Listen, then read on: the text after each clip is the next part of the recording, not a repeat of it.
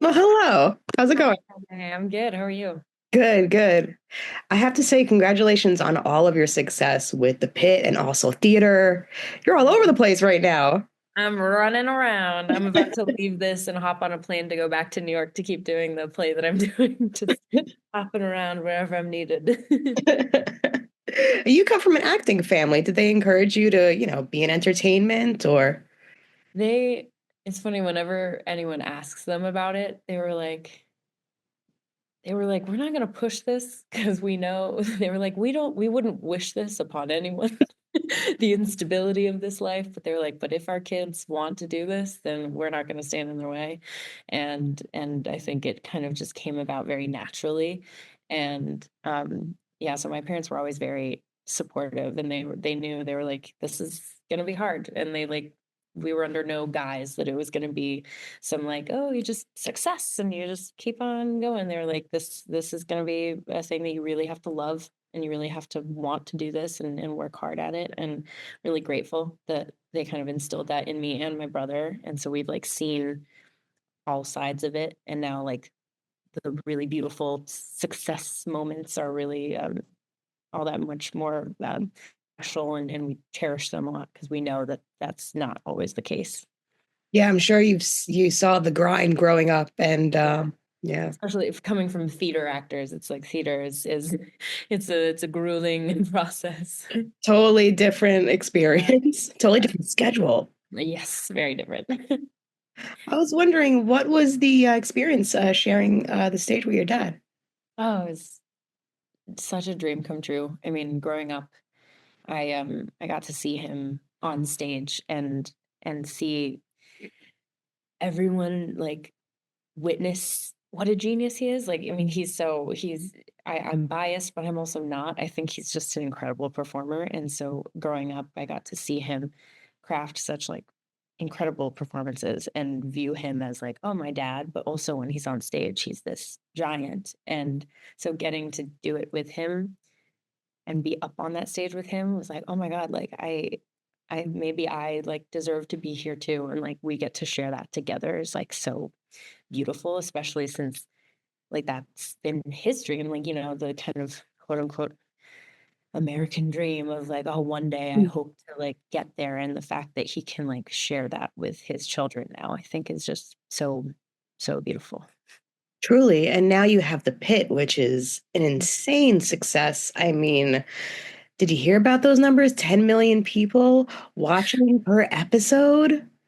I had a feeling what we were making was good, but you never like because TV is so it's especially in like the streaming days, and things feel so kind of are in such a transition right now that Yeah. you never know how things are going to be received and how the formatting is going to be received. But it was especially in the last like month, it really, really popped off, and I didn't expect it to be this much of success. But it's been really, really cool to see, and like just so many healthcare workers specifically watching. I would have assumed that like, oh, if it's being praised as the most realistic, I'm like, then don't watch this. Go home. Like, like Decompress. give yourself a break. But I think there's something about being represented and being represented properly that people feel very there's something kind of cathartic about it to be like, wow, people are finally seeing what we go through every day, and it's really special and like important to portray that. And it's been really awesome to get to communicate with, and like when healthcare workers will like come up in the street and be like, thank you. Like it's like a big responsibility, but it's really, really awesome that we get to finally shed a light on this kind of thing. It really sets it apart from other shows, even though we love our medical shows in general.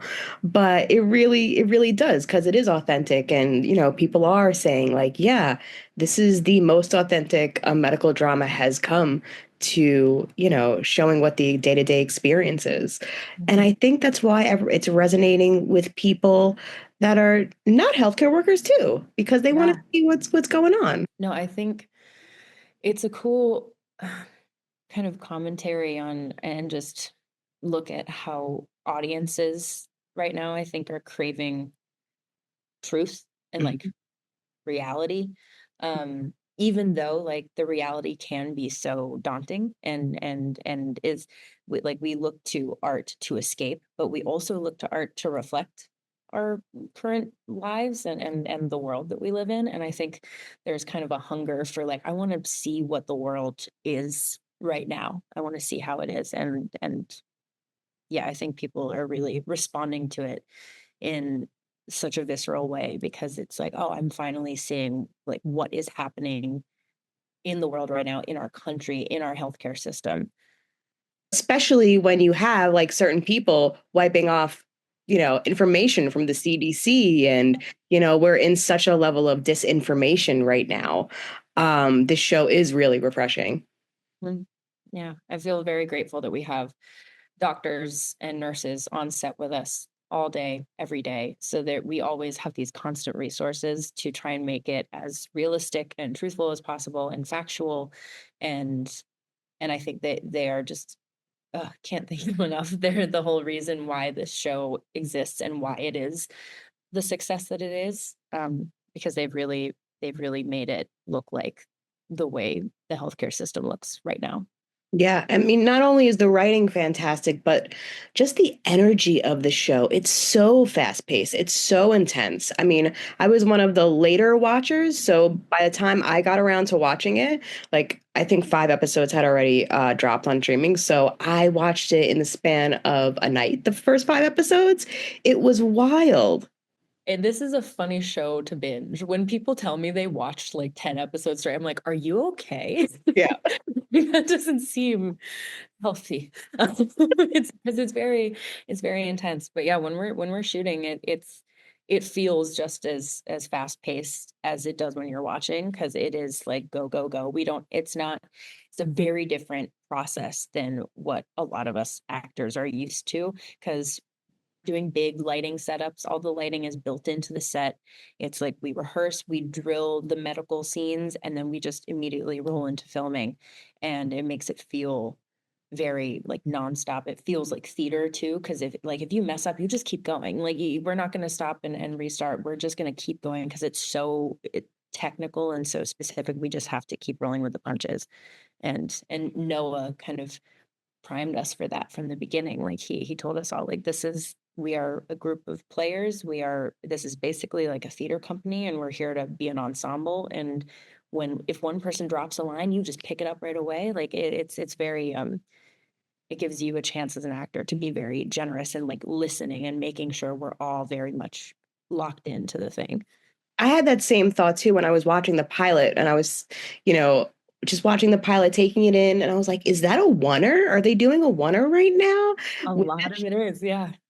It's And really wild. it did feel like a play. Yeah, no, I mean, you kind of never have a second to breathe. But then when you do, those are the really hard hitting moments, like especially in the last few episodes of the season when we're handling the mass casualty. Like I remember just watching it and it almost felt like I didn't know. Like I felt truly like an audience member because I was just like, how did we do this? Like what it's so just the way like I mean I think it was episode 13 or at 12 when the mass casualty first starts to ramp up and it's just these sweeping scenes of following Noah into all the different trauma rooms and it is it feels just like that in the moment as when you're watching it. Yeah, when I was watching it, I was like, I don't know how they filmed this, like, because it looks intense. How was that day or that week rather? Well, it was about a month of the mass casualty stuff.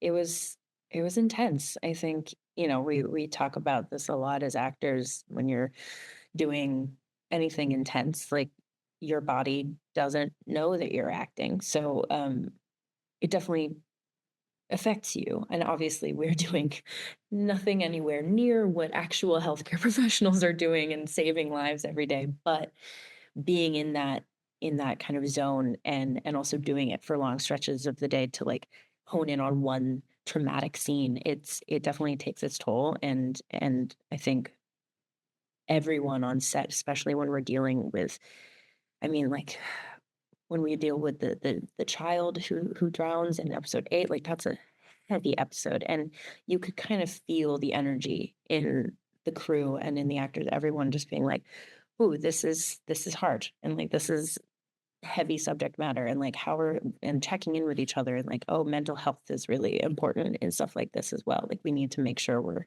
taking care of ourselves at the same time, because a lot of these things that we're seeing, everyone has been through some version of it. Like we've all been to a hospital for any number of reasons, and we've all been to an ER, whether it be for us or for a loved one, and like most of the time that's not your favorite day, and most of the time that's one of the worst days of your life. So having to like take those moments to be like, okay, what we're doing is really intense, and like let's take a breath together. And I think Noah is really great at that, where we'll find moments where it's like, okay, we're all feeling the feelings, and let's all just like hold each other for a second and be like, we're doing something big. I was thinking to myself, when is there time for lightness on set? But then a couple of weeks ago, I got served a bunch of TikToks. I'm like, oh, they're having fun. We try to find our moments, and I think we heard that a lot too from the real doctors and nurses that we've trained with. They have all said, like, you have to find moments to laugh or you'll never stop crying, which I think is one of the lines in the show. It's very true. When you're seeing death and destruction and carnage every day, like, you have to do the things that are going to bring some form of levity, and it's not for a lack of empathy or a lack of depth. It's because, oh, that's the only way we'll survive. And so yeah, we find our moments, and we definitely like lean on each other in a big way. And it's definitely, I think, especially with season 2 coming, I'm excited now that we've got a season under our belt. We kind of have the chance to now like get to know each other a little more as people, now that we're not just like, what are my lines? What are my lines? Like, we have a second to be like, oh, hey, we're actual like humans outside of this. Like, let's lean on each other. And I have to say, like, people had their feelings about Dr. Santos, but I've liked her from the start. Ah, Just thank putting that you. out there. I mean, she's bold. Yeah. You'll definitely know, how she feels about you because she's saying it to your face. I love that about her, but I Uh, love that we're seeing her soft center too. yeah, I mean, from the beginning, when I would hear people being like, ah, she's the worst, and I'm like, hey, like, my job's done. Like, I made you feel something, and like that's all. That's my job. But it is like, come on, have you never met someone like this and gone like, oh, they have a lot of feelings inside and they need some help. Like, anyone who has that big of a defense mechanism, there's always something underneath. And it's cool to kind of see the audience go through that ride with her, especially with the Langdon scandal and all of that. Like, and it's been really cool to see the audience be have such like nuanced takes on it, and have that moment of like, oh wow, like maybe I had some internalized like biases there, and like maybe I kind of judged this young woman instead of like thinking about the man who's doing something bad. Like, it's been an interesting storyline to get to see the audience like go through. It is interesting because for someone like her to pick up that Dr. Langdon has a problem, like almost immediately, being very hyper aware and addressing her surroundings almost immediately, it's like she's been through some stuff. She is probably that character that has had to have eyes in the back of her head because of her environment. Yeah, no, I liked that. I saw some people pick up on this in, I think it's in the last episode, when Santos and Dr. Ellis are talking, and they're trying to diagnose Max, the patient who comes in blue, um, and Dr. Ellis is like listing off possible drugs and toxins, and Santos kind of immediately says like those are available online as suicide kits. And the fact that it's like, oh, she knew that right away and brought that, like, that's alarm bells. Something is going on in her past that she has clearly an experience with this, and there's something deeper going on. She's not just a mean robot. Right? I hope we get into that in season two. Yeah, yeah, me too. And also her friendship with Whitaker. Yeah, I would love I to see. know. I was really happy to see that when we got that script. I think it's a perfect full circle moment because obviously Santos is she can be mean, she can pick on people, but I also view her like she feels definitely like an older sister of a bunch of younger brothers. Like that is how I I kind of love view that. her, and I think even though she's been like mean to Whitaker, it's kind of in the way that you would pick on your little brother. And Hmm. I think that that relationship kind of came full circle in the last episode, and you see that like okay, there's a care there, there's even a maternal energy there. It's just underneath a lot of stuff that she's had to a lot of walls she's had to build up, but she is a caretaker. I mean, she wouldn't be in the medical field if she wasn't a caretaker of some sort, you know. So it's definitely a cool twist at the end, and I'm excited to see more of that. Because also I love Garen. I just love getting to work with him, and that last scene with him was so fun to do because it was so different from everything we'd done that season, and we weren't in the ER for the first time. We were in like our normal clothes and everything. So it's exciting to see. Yeah, I wonder if the show in season two is going to explore the character's inner life outside of the emergency department. I would love to know. I don't know anything about season two. I would love to know. And we've seen a lot of patient cases too. I was wondering, do you have a favorite one? Oh, a favorite of people who've been hurt. Yeah, right. It's like rank. Can you rank? I don't I don't have like a favorite case necessarily. Um, I will say one of my favorite like things of the season was getting just because of the effects of it. Our makeup team is incredible, and um, what they do for I think it's like episode 5 or something when the guy has the nail in his heart Yeah. and use the rib spreader and you're like seeing into that was so cool to see. And I'm not very squeamish, but that was a moment where I was like, I might need to take a lap because they have this heart and someone's at the bottom of the bed pumping the heart. And so if you're just looking at this man, Oh my you see God. full just heart pumping, and I was like, "Ooh, okay, that looks a little too real." But it's just amazing to see that like movie magic in person. Yeah, and you're exposed to that, and it's like your body doesn't know it's not. Exactly, like your body can have a very visceral reaction. I was wondering, she's such a multifaceted character. What is your favorite quality about her? I think obviously she has a lot of walls and a lot of defenses up. But I think and you hear her say this in the last episode, I think, of when Dr. Ellis is like, "Oh, I've seen your bedside manner," and she's like, "That's reserved for assholes," and like, and I think that that is so true. Um, she has those walls up, but when someone is really in need, she is there, and she knows how to do it. Like it takes a second Mhm. because of her own stuff that has built up, but there is such a deep, like soulful part of her, I think, that we've only just scratched the surface of, and I would love to explore more. But I do think like I really appreciate the moments that that heart comes out. And you need the like prickly surface in order to really appreciate that soulful center. So I'm yeah, I'm excited to explore more of that because I think she has a lot of that in her. Well, this has been great getting a chance to talk to you about this show. It's my favorite show of the season. Um, And, now I'm even more excited for season two. I know, me too. We're getting to work soon. Can't wait. Thanks so much. Of course. And before I wrap you, I'm wondering, Tony nomination just came out. Have you seen anything that you love that got nominated? Um, oh, I saw Purpose recently, and I really loved that. It's a play. Um, so that was really, really wonderful. with Carrie Young. Yes, yes.